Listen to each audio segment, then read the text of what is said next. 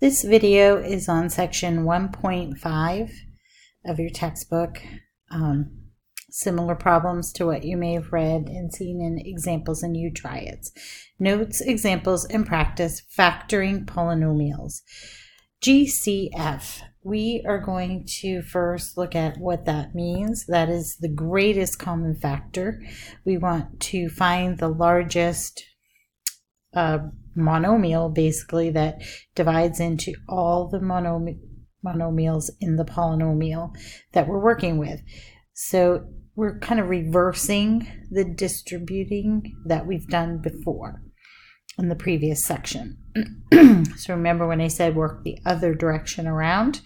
That's what we're doing here. This, again, it should be review, but we're going to go further in depth. We're going to do more complex problems and at a faster pace than you may have had before, and you may be rusty. So if you need to do more problems from your book, then do more problems just to get that fluency. Factor the greatest common factor out of each expression. So number 1 reads 27x to the 4th plus 24x cubed minus 9x to the 7th. So the first step is to look at each of these monomials, each of these terms, and find if we have anything common. So 27 is the coefficient of the first term, 24 of the second term, and 9 of the third term. So we could say, well, what goes into all of those numbers? It would be 3. So we're going to write a 3 out here to the left. And now we're going to look at the x's, and we want to pick the one with the lowest exponent, because I know that will divide into all the other variable terms. So x to the 4th, x to the 3rd, and x to the 7th. Out of that, x to the 3rd, or x cubed, would divide into all of those. So I'm going to write an x to the 3rd power next to my 3.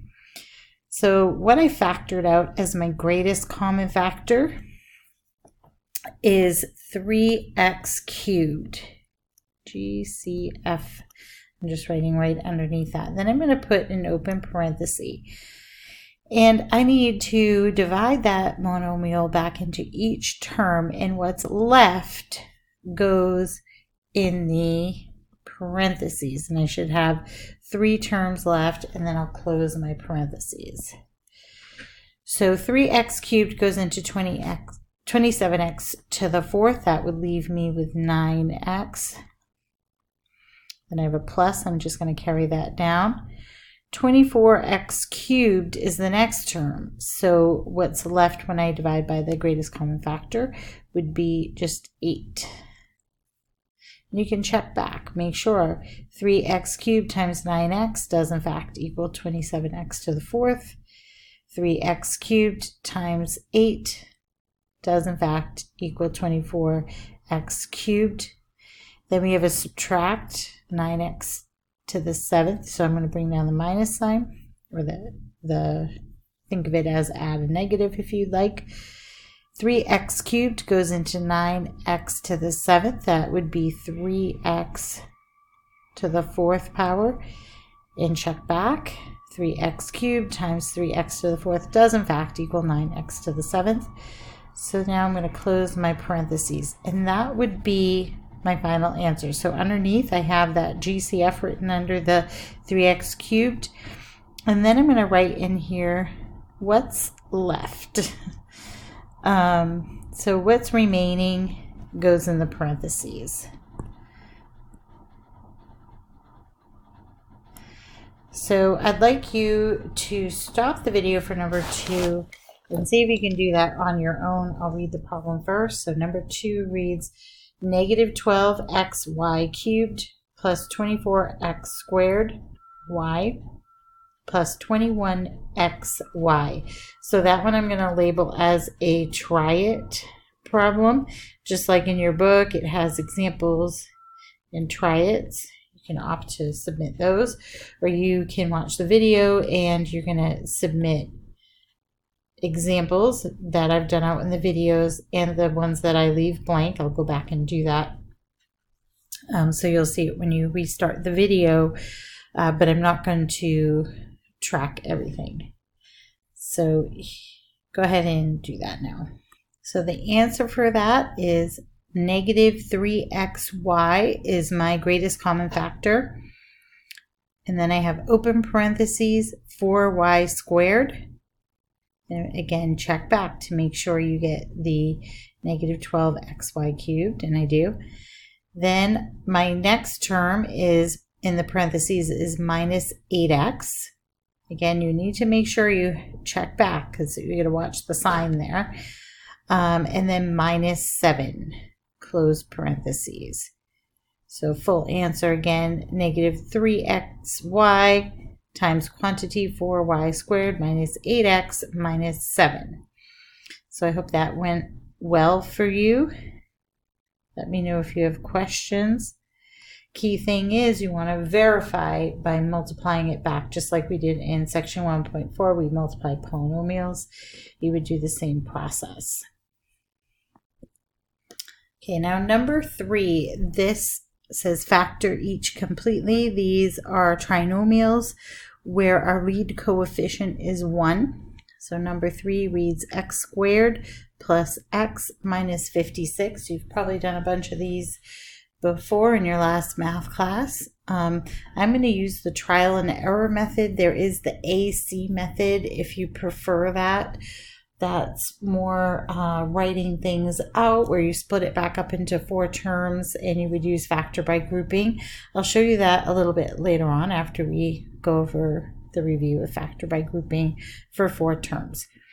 So on this one here, I'm just going to write parentheses and leave a big space in the middle. And I'm going to do reverse FOIL, or kind of undistributing. So I know if my first term needs to be x squared, I would have to have an x as the first term in the binomial on each of these binomials. So I'm writing x next to the first set of parentheses and x as the first term in the second set of parentheses. So I also look at the signs here for my polynomial in question. I have x squared plus x minus 56. So I know I have to have a positive middle term so that outside, inside, when I combine like terms, they have to be positive. I also know that my ends, though, have to have opposite signs. So 56, negative 56, I would have to have a minus and a plus. I'm not sure which one's which yet, but I do want to think about what are different factors of 56 that I could use. And what pops into my head is 7 and 8 are pretty common factors, and they're just one unit apart. I also need to think that that middle term needs to be a positive, so I want to have the 8 be with the plus. So I'm writing that on the second binomial. I've written x plus 8. The first binomial, I have x minus 7. Of course, you could do vice versa because multiplication is commutative. So we could switch around these expressions, no problem. So my answer so far is quantity x minus 7 all times quantity x plus 8. I do need to verify that that is correct. I'm just going to check back. So I'm going to write off to the right, verify. And I would do the first, which is x squared. The outsides would be plus 8x. The inside is minus 7x. And the last would be minus 56. When I combine that middle term, I'm going to have x squared plus x minus 56. Now, one thing to think about is, well, that's kind of tedious. Do I have to do that all the time? If I ask you to write it out fully to verify as That's usually worth a point on a quiz or a test, so you would want to do that. Typically, we just want to make sure we get that middle term down and that it's correct. So you're always going to have to do some sort of check because this is a trial and error method, guess and check. It's educated guess and check, but nonetheless, don't forget that check part because you won't have it come out right. But you can oftentimes just do it in your head as you're working. Now the next one, number 4, reads x squared minus 5x minus 36. And I would like you to stop the video and try that before we go on to number 5. Okay, so the answer comes out to be x minus 9, that binomial in parentheses, times quantity x plus 4, which is binomial in parentheses. And then off to the right, I verified it. I just made sure that everything worked out back to the original trinomial I started with. So I would do x times x, get x squared, plus x times 4 is 4x, minus 9x is my inside, and then my last would be negative 9 times positive 4, which is negative 36. So that, in fact, does come out to x squared minus 5x minus 36, which is my original. Okay, in number 5, this reads 6m squared minus 36m plus 48. So the lead coefficient is not a 1, not yet anyway, but we can factor out a greatest common factor. So you always want to do that first. So you always want to look for the GCF first. That's what I'm writing here as notes. Make sure it truly divides into each term, not just the ones you want it to. So 6m squared, we would have a 6 that divides into that, as well as the 36m and the 48. We cannot divide any variable terms in there, or factors. So we can pull out, so to speak, a 6. That would leave us with parentheses m squared minus 6m plus 8. Now we need to look at the m squared minus 6m plus 8, and we can try to factor that. The 6 just carries down. This isn't an equation, it's just an expression we're factoring, so we can't just divide through and get rid of that. We have, I'm going to write a binomial here with parentheses and then m, and I'm leaving a big blank space for myself. Writing a closed parentheses, then an open parenthesis, another m, and then a big blank spot, and another closed parentheses way up to the right. So I'm just setting up a skeleton for my binomials. So I would have, I know I need to have factors of 8 that add up to negative 6. So I have a positive 8. So I'm going to have the same sign, but my middle term is negative. So I could think what times what equals 8. That adds up to negative 6. And I would have minus 4 and minus 2. So I'm going to add those into as the second term on each of those binomials. So now I have 6 times quantity m minus 4, all multiplied by quantity m minus 2. That would be my final answer. I cannot factor any further. But now I would want to make sure I verify that I get the polynomial back that I started with. So I'm just going to do a really quick check here of my middle term. So I would have the outsides would be the minus 2m, and the insides would be the minus 4m.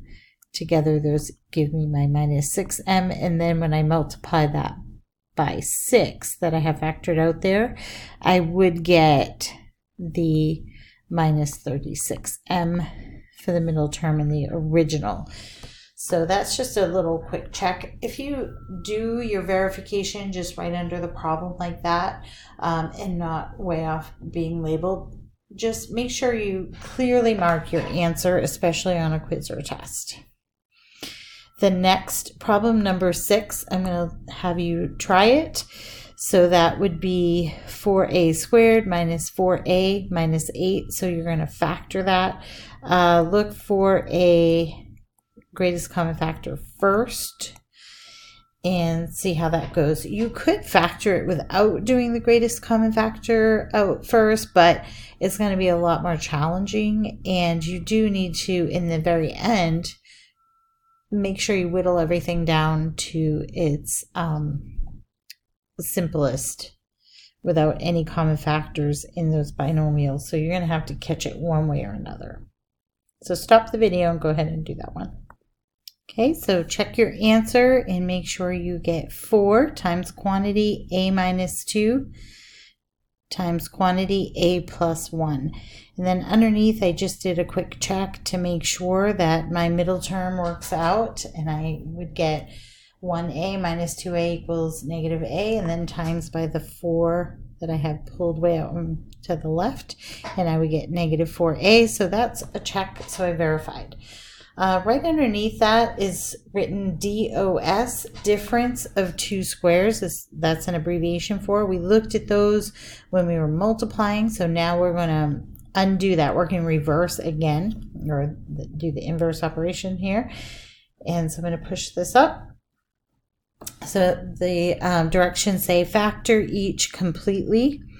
So on this one, I'm going to do 2 more problems here. Well, I'll do one and you do one, and then I'm going to end this video for part 1 and do part 2. I don't like them to get too long because then it just makes it hard to find where you were at before, and you have to split them up. So factor each completely. Number 7, 16p squared minus 9. So I know that I have to have opposite signs so that that middle term will drop out. I recognize here that 16 is a perfect square, p squared is a perfect square, and 9 is a perfect square. So this first term, 16p squared in and of itself, is a perfect square.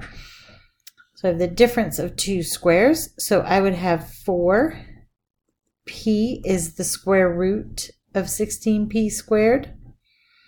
So I'm going to write 4p, and I'm going to put that in parentheses, plus the square root of 9, which is going to be 3, and parentheses. Then I write another parenthesis, just times, open parenthesis, and then again, square root of 16p squared is 4p. And then minus, this time I have to have the opposite, so those middle terms cancel. Square root of 9 is 3. So my answer is 4p plus 3, and one set of parentheses is a binomial times quantity, 4p minus 3, and the other set of parentheses as a binomial. So if I do a quick verify, off to the right, I am writing multiplying those out. So 4p times 4p would be 16p squared. Then I have, that's my firsts, and then my outsides would be 4p times minus 3, so that's going to be minus 12p. And then my insides would be 3 times 4p, so that's going to be plus 12p. And my outsides, or sorry, lasts, would be plus 3 times negative 3, and that's going to be the minus 9, or subtract 9. Sometimes they interchange saying that, like a minus or a negative. Negative means, you're adding the opposite kind of thing. So here you notice 16p, that's our first term. And then minus 12p plus 12p is going to literally cancel out, so I'm crossing those out. That leaves us with a 0, and then the minus 9 just carries down. So I did verify that to be our correct answer. So with all these little lines I draw to track, I'm going to make sure I box in my answer so that we all know that's the correct thing. And when I'm grading a quiz or test especially, it's really nice to have that highlighted, boxed somehow. Make sure you label your answer clearly. So number 8 is going to be a try it. And so that one reads 3y squared minus 3x squared. Again, look for those greatest common factors first. And then sometimes you're left with something that would be a difference of 2 squares, like in this case. So go ahead and pause the video, do that one, and then check back your answer. Okay, so for this try it number 8, we have, again, that 3y squared minus 3x squared. I factored out the greatest common factor 3, which left me with parentheses y squared minus x squared and parentheses. So inside that binomial is a difference of 2 squares. So I have 3 times parentheses y plus x, end parentheses, open parentheses, y minus x, close parentheses. That's my final answer. I can't go any further with that one. So have a great day. Make sure you also watch part 2 to do the factor by grouping. You can see here it's on the same video companion sheet, factor by grouping, and then we're going to tackle lead coefficients that are greater than 1 that are a little stickier, and I might show you that other method, the AC method, so you have a systematic approach if you get stuck. But I do think the trial and error, if you can get that down, once you get that down, you tend to always retain it, and you want to be really fluent with this when you're in pre-calc and calc.